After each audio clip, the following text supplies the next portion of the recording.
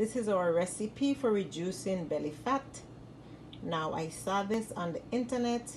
I have never tried it before, but the ingredients make sense to me, and I am going to be trying it for the remainder of the 10-day cleanse starting today. I didn't get to do it yesterday, so we're going to do it today. I bought the ingredients yesterday, and here we go.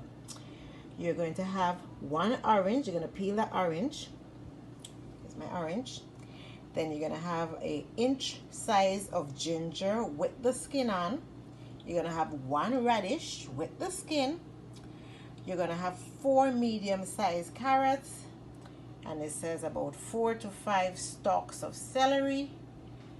And 2 to 3 inches of turmeric. I'm going to wash these with some baking soda and lemon before I start processing them, because they're not all organic. Couldn't find organic ones, so I'm going to clean them with baking soda and lemon, or you can do it with baking soda and white vinegar before proceeding. Once I'm finished, I'm going to put them in my Vitamix, my dry mix Vitamix. You can put them in your juicer because you want the juice from all of these combined. And once you're finished juicing them, then you are going to add 1 teaspoon of cold pressed virgin olive oil and a pinch of cayenne. So what's a pinch? Maybe about 1/8 of a teaspoon.